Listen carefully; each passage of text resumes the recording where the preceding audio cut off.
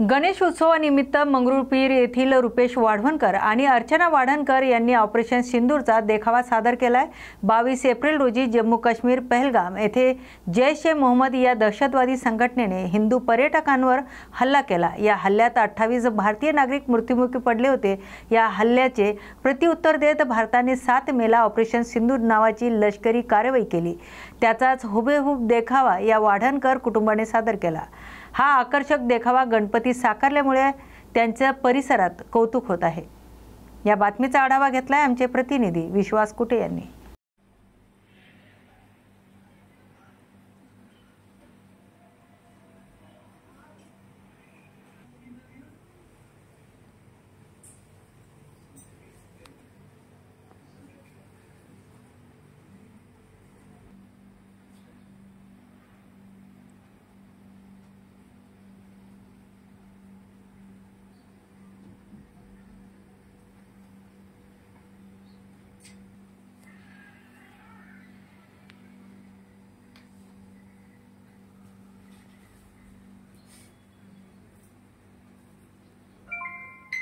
Received 130 rupees on Google Pay for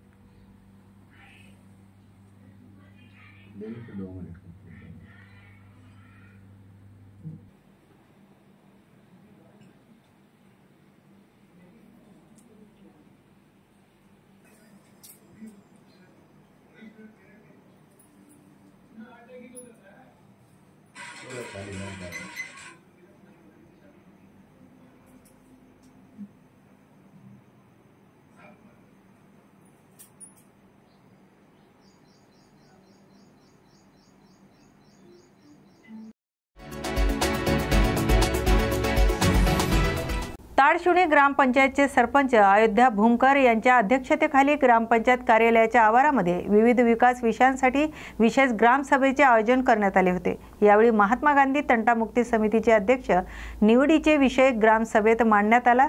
तंटामुक्ती अध्यक्ष पदासाठी विनोद भांबर्गे तर उपाध्यक्षपदी विष्णू पाडूळ यांचे एकात्मताने निवड करण्यात आली। यावेळी उपसरपंच रामकिसन देशमुख, सचिव रामदास मेहत्रे, अमोल खरात यासह सर्व गावकरी मोठ्या संख्येने हजर राहून निवड झालेले अध्यक्ष आणि उपाध्यक्षांना सर्व गावकऱ्यांनी शुभेच्छा दिल्या। या बातमीचा आढावा घेतलाय आमचे प्रतिनिधी ब्रह्मानंद वाकोडे यांनी।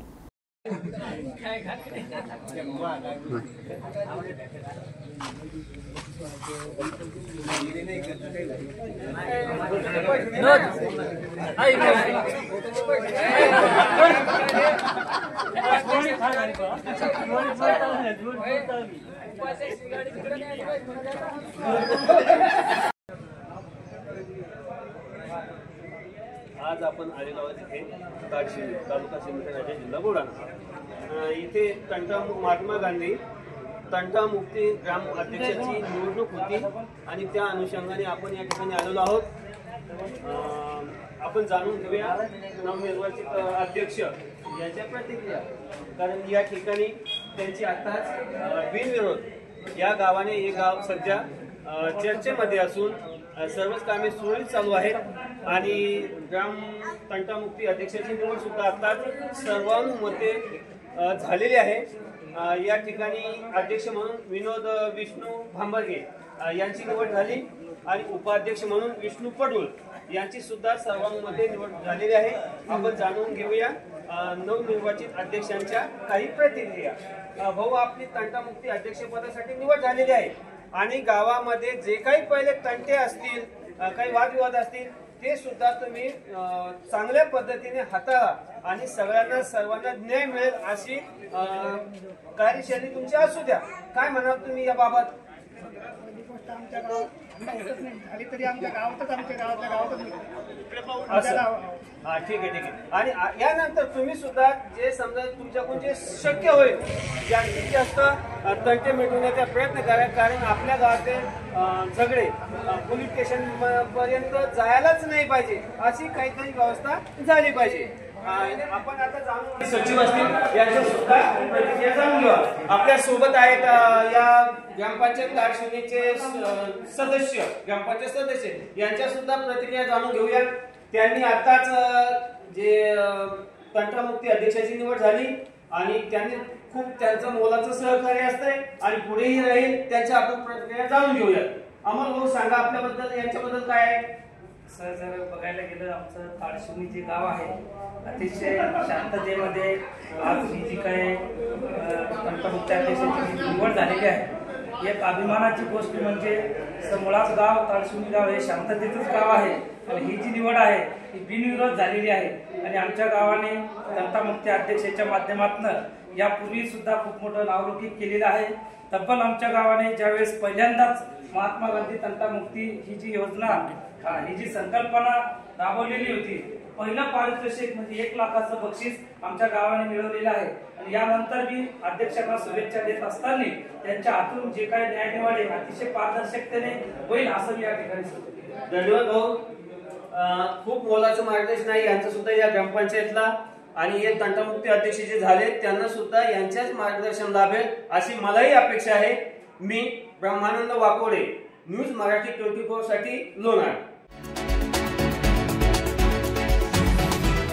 सिंदखेड तालुक्यात गेल्या अनेक दिवसापासून सुरू असलेल्या पावसामुळे या परिसरातील शेतकऱ्यांच्या कपासी पीक सतत पाण्याखाली गेलं असून शेतकरी वर्ग प्रचंड मोठ्या संकटात सापडलाय। यंदा सोयाबीन बाजारभाव घसरल्याने तसेच उत्पन्नही कमी मिळाल्याने गावातील सुमारे 50% अधिक शेतकऱ्यांनी कपाशी पिकाची लागवड केली होती। मात्र सततच्या पावसामुळे पिकांवर रोगराईचा प्रादुर्भाव झाला आणि पिके लाल पिवळी पडून जळू लागली, तर काही ठिकाणी पिके पाण्यात बुडाली आहेत।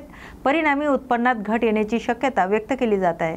त्यामुळे संपूर्ण सिंदखेड तालुक्यातील शेतकऱ्यांनी ओला दुष्काळ जाहीर करा आणि प्रति हेक्टर 50,000 रुपये मदत शेतकऱ्यांना द्या। त्याचबरोबर शेतकऱ्यांचे कर्ज माफ करा अशी मागणी या परिसरातील शेतकरी करतायत। या बातमीचा आढावा घेतलाय आमचे प्रतिनिधी बालाजी सोसे यांनी। बेटावत तालुका जामनेर जिल्हा जळगाव येथे कट्टर हिंदुत्ववादीच्या हल्ल्यात मॉब लिचिंग चा बळी झालेला शहीद सुलेमान खानच्या कुटुंबियाची वंचित बहुजन आघाडीचे राष्ट्रीय अध्यक्ष प्रकाश आंबेडकर यांनी भेट घेऊन त्यांचे सांत्वन केले। या दरम्यान त्यांनी या प्रकरणाच्या तपासाशी संबंधित माहिती गोळा केली आणि कायदेशीरदृष्ट्या आवश्यक पुरावे आणि माहिती गोळा करण्यासाठी महत्त्वपूर्ण सल्ला दिला। तसेच त्यांनी या प्रकरणात काम करणारे नातेवाईक, वकील आणि सामाजिक कार्यकर्ते यांच्याशी सविस्तर चर्चा केली। प्रकाश आंबेडकर यांनी कुटुंबियांना शक्य ती मदत करण्याचे आश्वासन दिले आणि कायदेशीर लढाई जोरदारपणे सुरू ठेवली जाईल असं देखील त्यांनी सांगितलं। या प्रसंगी राष्ट्रीय समिती सदस्य आणि माजी आमदार नतीकुद्दीन खतीब, प्रदेश उपाध्यक्ष फारुक अहमद यांच्यासह इतर पदाधिकारी आणि स्थानिक प्रतिनिधी उपस्थित होते। तर सुलेमानला न्याय मिळवून देणे हा केवळ एका कुटुंबाचा लढा नाही, तर मॉब लॉन्चिंगच्या अक्षम्य गुन्ह्यावर बंदी घालण्याचा आणि फुले शाहू आंबेडकरांच्या पुरोगामी महाराष्ट्रात संविधान आदर बळकट करण्यासाठी एक मजबूत पाऊल आहे। या बातमीचा आढावा घेतलाय आमचे प्रतिनिधी बाळू वाघ यांनी।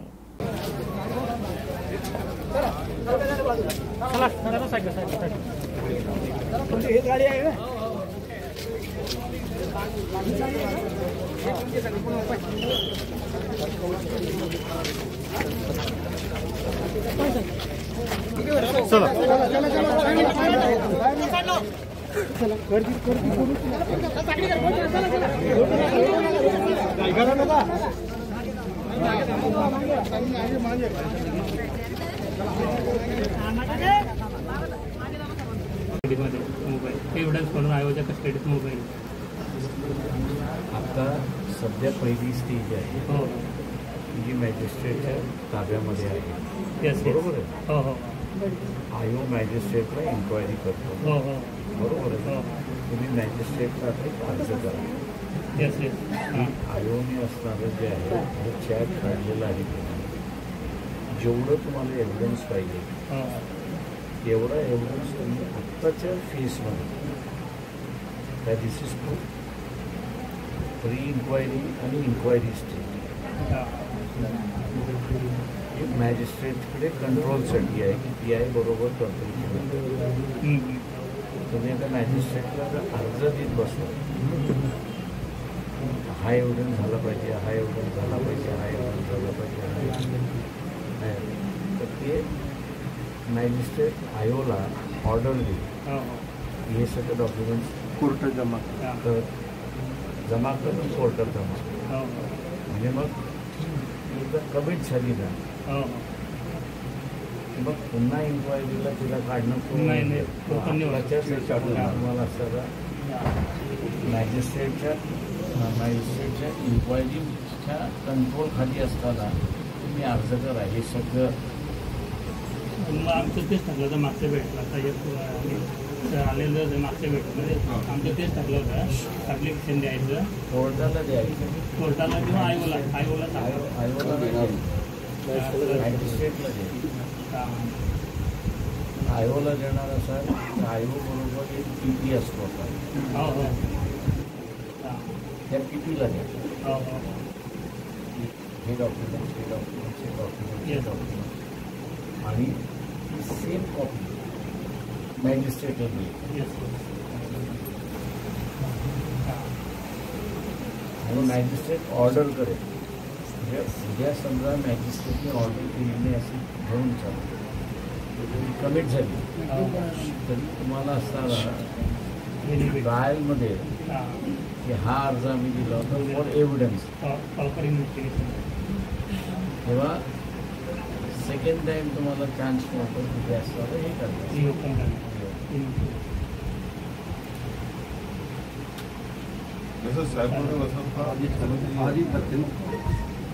अभी जब आरोपियों को बेल के लिए इसके लिए ला रहे रिमांड के लिए तो सरकारी वकील ही खड़े रह रहा है या अपना कोई वकील है? अपना वकील भी तो अपना कौन वकील पत्र कितने वकील पत्र पे साइन दिया अभी दिए औरंगाबाद हाईकोर्ट के लिए अभी क्योंकि सर वो आगे है वॉच ओवर जो है वॉच ओवर कि इनकी तरफ से कोई खड़े रह रहा है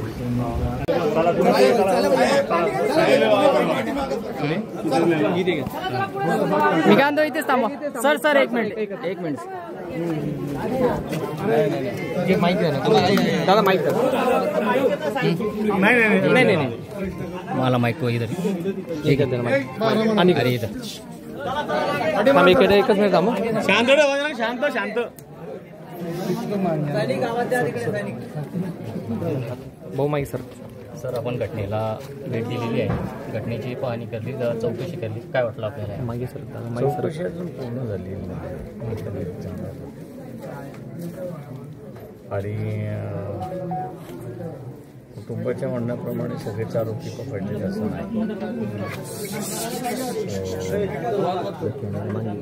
इन्व्हेस्टिगेशन एकदा कंप्लीट झालं की मग लक्षात येईल की कशावरनं झाले कशावरनं नाही. पण आपले दुर्दैवी घटना असं त्या ठिकाणी म्हणतो धारक हा शब्द त्यांनी वापरलेला आहे. तर हा मला तर असणारा एक खानदेशमध्ये धारका आहेत अशी मला जाणीव नाही. पण हे जर असेल धारका शब्द तर सिरियस आहे. ते मी वरती शासनाशी बोलतो त्याच्यासाठी. थँक्यू.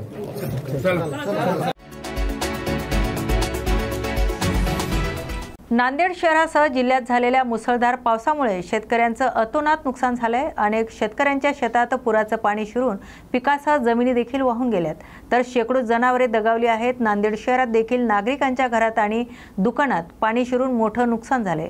नुकसानग्रस्त नागरिकांना शासनाकडून तातडीने मदत मिळणे गरजेचं असताना मदत दिली जात नाही, यावरून सरकारची भूमिका उदासीन असल्याचं चित्र दिसतंय। जिल्ह्याचे पालकमंत्र्यांनी तातडीने येऊन पूरग्रस्त भागाची पाहणी करायला हवी होती, मात्र पुराचे पाणी ओसरल्यानंतर 2 दिवसांनी येऊन पालकमंत्री वरवर पाहणी करत आहेत, असा आरोप देखील काँग्रेसचे खासदार रवींद्र चव्हाण यांनी आयोजित केलेल्या पत्रकार परिषदेत केली। शासनाने तातडीने जिल्ह्यातील शेतकऱ्यांना एकरी 2 लाख रुपयाची आर्थिक मदत करावी, तसेच घरात पाणी शिरून नुकसान झालेल्या प्रत्येक घराला 25,000 रुपयाची आर्थिक मदत करावी, अशी मागणी त्यांनी शासनाकडे केली असल्याचं सांगितलंय।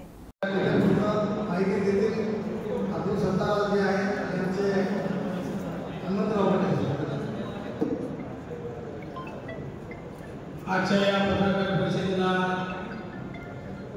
उपस्थित असलेले आपल्या जिल्ह्याचे लोकप्रिय खासदार संघ असेल कोण आहे का बोला खास करून सांगू पाणी करत आहे आणि आज जे तिथे राहत आहे आज त्यांचा जर दौरा जर आपण जर बघितला माहिती जर घेतली प्रशासनाकडून तर अत्यंत म्हणजे एवढ्या मोठ्या प्रमाणात तिथं क्षतिग्रस्त असताना पुराने लोक परेशान असताना फक्त मोजक्या गावाला भेटी देऊन जाणं म्हणजे हे काय आपल्याला न पटण्यासारखं आहे। कारण प्रत्येक लोक आजही आजच्या दिवशी आज म्हणजे आजच्या दिवशी कितीतरी गावाचा संपर्क तुटला आहे, कितीतरी जागी प्रशासनाचा संपर्क होत नाही। अशा ठिकाणी पालकमंत्री महोदयाचं कर्तव्य आहे की जिल्ह्यामध्ये 2 दिवस मुक्कामी राहावं, जिल्ह्याचे आढावा वगैरे घेणे।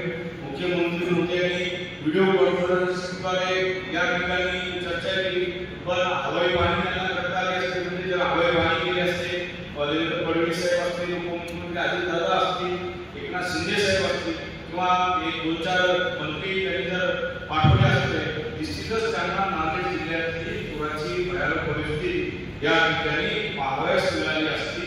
पण मला वाटते सरकारला एवढी जागरूकता राहिली का नाही, एवढे निर्दयी सरकार कसं होते, कारण एवढे लोक आज सरकारला हात देत आहेत आणि आज सरकारी यंत्रणा लोकांपर्यंत पोहोचायला तत्परता दाखवत नाही। आम्ही कालपासून नांदेड शहरामध्ये जे ढगफुटी दृश्य या ठिकाणी बघतोय, आम्ही बऱ्याच वाडामध्ये आम्ही भेटी मागणी सरकारबाई असतील सर्व त्यांना पालकमंत्री महोदयांना विनंती केली आणि सांगितलं संपूर्ण नांदेड जिल्हा तुम्ही घोडा दुष्काळ त्या ठिकाणी जाहीर केला पाहिजे। जेवढे काही मंडळ असतील ती मंडळ सगळी या ठिकाणी वरतीला आपण जर बघितलं तर पूर परिस्थिती त्या सर्व मंडळामध्ये नांदेड जिल्ह्यात आहे। नांदेड जिल्हा हा ओला दुष्काळ जिल्हा नांदेड जिल्ह्यामध्ये ओला दुष्काळ जाहीर करावा आणि या ठिकाणी जे आपल्या शेतकऱ्यांचं नुकसान झालेलं आहे प्रति एकर 2 लाख रुपये त्यांना मदत शासनाच्या वतीने केली पाहिजे। मध्य प्रदेशमध्ये असा प्रसंग आला होता, मध्य प्रदेशच्या धर्तीवर शासनाने ही मदत 2 लाख रुपये प्रति एकर या ठिकाणी शेतकऱ्यांना या कठीण प्रसंगी करायला पाहिजे। आणि तिसरी महत्वाची गोष्ट नांदेड शहरामध्ये परिस्थिती ओढलेली आहे, बरेच लोकांचे घर पाण्याखाली गेलेले आहेत। 25,000 प्रति घर या ठिकाणी शासनाने मदत करावी, कारण मागच्या 1-1.5 वर्षापूर्वी कोल्हापूर अशीच परिस्थिती असताना एनडीआरएफचे विकेट बाजूला ठेवून या ठिकाणी विशेष मदत शासनाने केली होती असं आमच्या माहितीप्रमाणे कळते। तशी जर विशेष मदत नांदेडसाठी जर त्यांना करता आली तर 25,000 प्रति घर त्या लोकांना मदत मिळाली पाहिजे। ही प्रमुख मागणी आपल्या या काँग्रेस पक्षातर्फे आम्ही करत आहोत आणि शासनानं या ठिकाणी बेजबाबदारपणा न वागता जमिनीच्या काळात त्वरित या ठिकाणी मदत करावी, यासाठीच ही पत्रकार परिषद या ठिकाणी आम्ही बोलवलेली आहे। आज आपण बघतो मागच्या 2 दिवसापासून नांदेड जिल्ह्यामध्ये मोठ्या प्रमाणात अतिवृष्टी होत आहे। बरेचसे गावं पुराच्या पाण्याने ओढावलेले आहेत। बऱ्याच जवळपास 400 ते 500 गावं या ठिकाणी संपूर्ण पुराच्या पाण्याने ओढावलेले आहेत। बऱ्याचशा गावामध्ये या पावसामुळे प्रचंड मोठ्या प्रमाणात पावसामुळे प्रचंड पिकांचं नुकसान झालेलं आहे। शेतकऱ्यांचं शेती वाहून गेलेली आहे, त्याच्यामध्ये जमीन खडून गेलेली आहे, जनावरं वाहून गेलेली आहेत, दगावलेली आहेत आणि एवढं होत असताना सरकारला कोणत्याही प्रकारची जाग येताना दिसत नाहीये। कारण 2 दिवस झाल्यावर अद्याप सरकारकडून जशी उचलावी तशी पावलं उचलताना दिसत नाहीये. मग आज पालकमंत्री महोदय इथं नांदेड जिल्ह्याचा दौरा करत आहेत.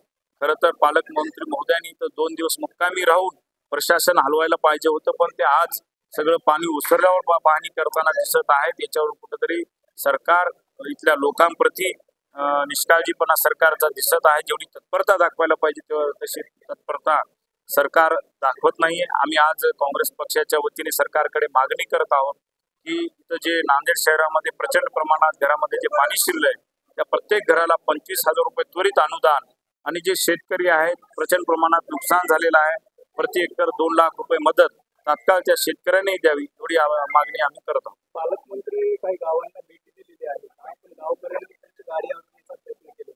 आपण बघू शकता पालकमंत्री महोदय वरवर पाहणी करताना दिसत आहेत. नायगाव तालुक्यातील कुंचली गाव आहे, तिथले 200 लोक गावात धरणे आंदोलनाला बसलेले आहेत असं कळते. पालकमंत्री न बोलता त्यांना तिथून निघून गेले.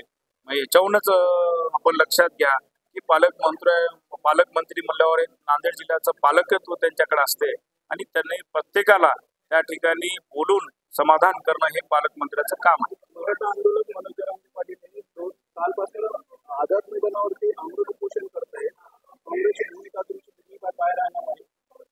काँग्रेसची भूमिका म्हणलं तर आमचे नेते संसदेतले विरोधी पक्ष नेते माननीय राहुलजी गांधी वेळोवेळी त्यांनी मुद्दा उपस्थित केलाय की जनगणना, जातीय जनगणना जर झाली तर निश्चितच ज्या समाजाची जेवढी लोकसंख्या आहे त्याप्रमाणे त्याला आरक्षण आणि सुविधा मिळू शकते आणि हीच भूमिका काँग्रेसची घेऊन आम्ही पुढे चालणार आहोत.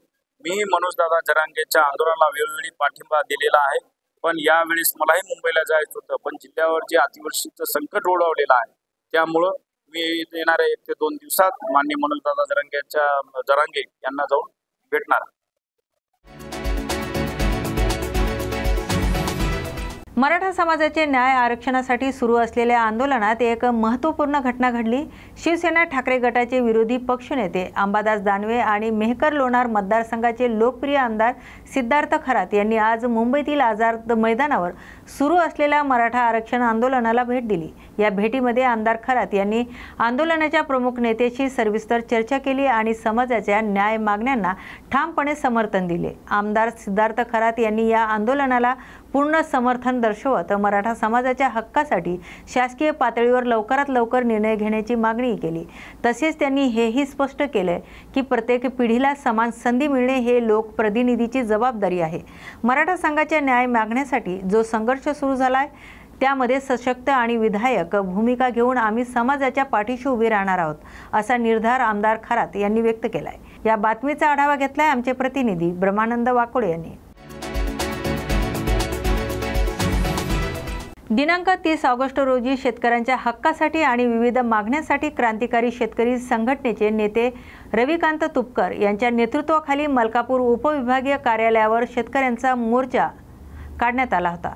शेतकऱ्यांचा थकलेला विमा, कर्जमुक्ती, नुकसानीची भरपाई, खरेदी सुरू व्हावी, कापसाच्या आयात निर्यात धोरणात बदल व्हावा, शेतमजुरांना विमा सुरक्षा कवच मिळावे अशा विविध मागण्यासाठी हा मोर्चा काढण्यात आला होता. मलकापूरमध्ये झालेला हा मोर्चा महाराष्ट्रभर वणव्यासारखा पसरेल, त्यामुळे निवडणुकीपूर्वी सरकारने दिलेल्या कर्जमाफीचे आश्वासन पूर्ण करावे आणि विमा कंपन्यांनी अधिक विलंब न लावता तात्काळ विमा शेतकऱ्यांना वितरित करावा अशी मागणी रविकांत यांनी या मोर्चेद्वारे केली. हा मोर्चा शेतकऱ्यांच्या एकजुटीचा आणि त्यांच्या हक्कासाठी लढण्याचं प्रतीक ठरला असून येत्या काळात आंदोलनाचा वणवा राज्यभर पसरण्याची शक्यता रविकांत तुपकर यांनी व्यक्त केली. या बातमीचा आढावा घेतलाय आमचे प्रतिनिधी रघुनाथ आघाव यांनी.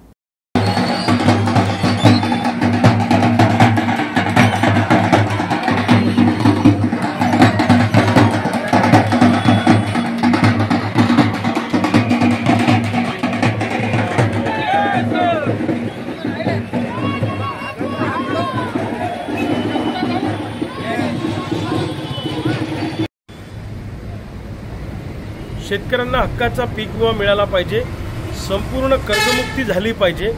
सोयाबीन कापसाला खाजगी बाजारामध्ये सोयाबीनला प्रति क्विंटल 8 ते 10 हजार आणि कापसाला 12 ते 14 हजार रुपये दर मिळण्यासाठी आयात निर्यातीच्या धोरणात बदल केला पाहिजे. जंगली जनावरांचा त्रास वाचवण्यासाठी शेतीला मजबूत कंपाऊंड केलं पाहिजे. बिवरा नावाचं गाव आहे, तिथं सोलर प्लांटवाल्यांनी जबरदस्ती शेतकऱ्यांचा रस्ता अडवलाय, तो मोकळा केला पाहिजे. यासह अनेक मागण्या घेऊन आज मलकापूरमध्ये शेतकऱ्यांचा भव्य असा एल्गार मोर्चा काढण्यात आला। या मोर्चाला शेतकऱ्यांनी चांगला प्रतिसाद दिला आणि 8 ते 15 दिवसामध्ये सरकारने जर का शेतकऱ्यांच्या मागण्या मान्य केल्या नाही तर हा मलकापुरातला वनवा जिल्हा पातळीवर जाईल आणि जिल्हा पातळीवरून हा आंदोलनाचा वनवा महाराष्ट्रभर पेटल्याशिवाय राहणार नाही हे सरकारने लक्षात ठेवावं। शेतकऱ्यांना गृहीत धरण्याचा प्रयत्न केला, शेतकऱ्यांची कळ काढण्याचा प्रयत्न सरकारने केला तर सरकारला मात्र हे निश्चितपणे महागात पडेल। 30 ऑगस्ट रोजी अमोल पाटणकर यांची महाराष्ट्राचे मुख्यमंत्री देवेंद्र फडणवीस यांच्या उपसचिवपदी निवड झाली। अमोल पाटणकर हे वाशिम जिल्ह्याचे भूमिपुत्र असून तेली समाजाचे भूषण आहेत। या प्रसंगी त्यांनी जनता गणेश मंडळ येथे भेट दिली असता मंडळातर्फे त्यांचं स्वागत आणि सत्कार करण्यात आला। यावेळी अमोल पाटणकर यांनी गणरायाची महाआरती सुद्धा केली आणि माझ्या तेली समाजाला शक्य तितक्या लवकर यशस्वी शिखर मिळू दे अशी मनोभावे प्रार्थना त्यांनी गणपती चरणी केली। या बातमीचा आढावा घेतलाय आमचे प्रतिनिधी ज्ञानेश प्रसाद यांनी।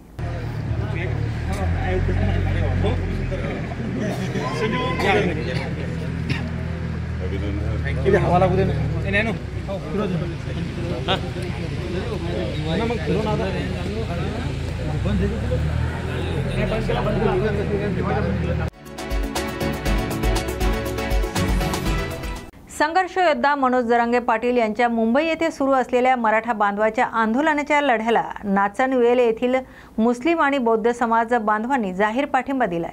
मुंबईत मराठा समाजाला आरक्षण मिळावे यासाठी प्रत्येक गावातून मराठा समाज बांधव मोठ्या संख्येने मुंबईकडे रवाना झालेत। आंदोलकांना खाण्यापिण्याच्या अडचणी येत असल्याने कन्नड तालुक्यातून गावागावातून कार्यकर्त्यांनी भाकरी, चपाती, चटणी, ठेचा, लोणचे देण्याचे आवाहन केले होते। या आव्हानाला भरघोस प्रतिसाद देत नाचनवेल येथील प्रत्येक घराघरातून नागरिकांनी मोठ्या प्रमाणात धान्य एकत्रित केले। त्यानंतर गावातील सार्वजनिक ठिकाणी 15 क्विंटल पुरी भाजी तयार केली आणि त्याचबरोबर 100 पाण्याचे बॉक्स सोबत घेऊन मराठा समाज बांधव सायंकाळी मुंबईकडे रवाना झालेत। जोपर्यंत न्याय मिळणार नाही तोपर्यंत माघार घेणार नाही असं मत समाज बांधवांनी व्यक्त केले। एक मराठा लाख मराठाच्या घोषणांनी नाचनवेल गावाने प्रतिसाद दिलाय। या बातमीचा आढावा घेतलाय आमचे प्रतिनिधी मोहम्मद रफिक यांनी।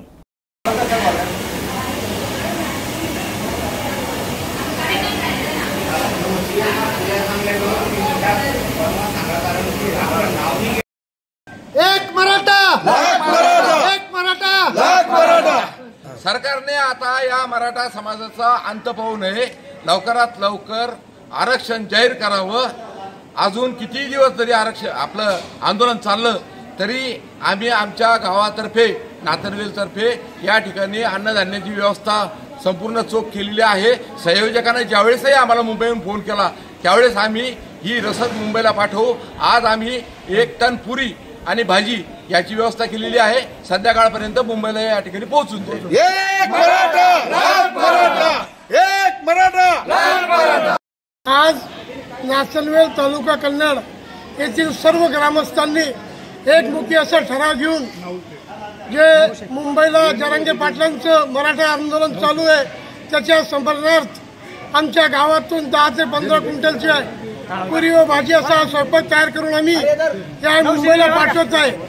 आमचा पूर्ण परिसरातील मुस्लिम बांधव समाज हा जरांगे पाटलाच्या पाठीमागे असून आमची शासनाला अशी विनंती आहे की जी जरांगे पाटलाची रास्त मागणी आहे मराठा समाजाला ओबीसी प्रवर्गातून आरक्षण द्यावं। शासनानं या आंदोलनाची गांभीर्यानं दखल घेऊन उपेक्षित, वंचित आणि जो गरजवंत मराठा आहे त्यांना आरक्षण देऊन या शासनानं आपली भूमिका पार पाडावी अशी मी विनंती करतो। जय हिंद, जय महाराष्ट्र। गेल्या 2 दिवसापासून सुरू असलेल्या मुसळधार पावसामुळे आर्णी तालुक्यातील अरुणावती प्रकल्पाचे 9 दरवाजे उघडण्यात आले। सध्या प्रकल्पाची पाणी पातळी 330.20 मीटर असून जलाशय साठा 86.67% झालाय। धरणाच्या सुरक्षिततेच्या दृष्टीने पाण्याचा विसर्ग सुरू असून नदीला पूर आल्याने नागरिकांना सतर्कतेचा इशारा देण्यात आलाय। अरुणावती नदीला लागून असलेल्या 5 पांडव नाल्याला पूर आल्याने त्याचं पाणी शास्त्रीनगर भागातील अनेक घरांमध्ये शिरल्याने नागरिकांचं मोठं नुकसान झालंय। या गंभीर परिस्थितीचं दखल घेऊन आर्णीचे तहसीलदार वैशाख वाहुरवाघ हे स्वतः नदीकाठी उपस्थित राहून पुलावरून ये जा करणाऱ्या नागरिकांना सतर्क करत आहेत। तसेच पोलीस ठाणेदार निलेश सुरडकर यांनी नदीकाठी चोख बंदोबस्त ठेवला आहे। या बातमीचा आढावा घेतलाय आमचे प्रतिनिधी पूजा ढाले आणि आरिफ खान यांनी।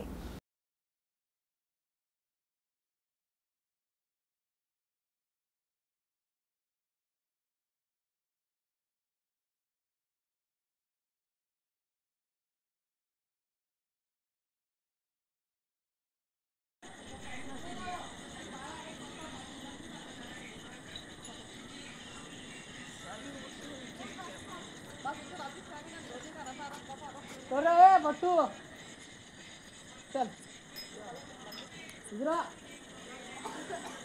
इधर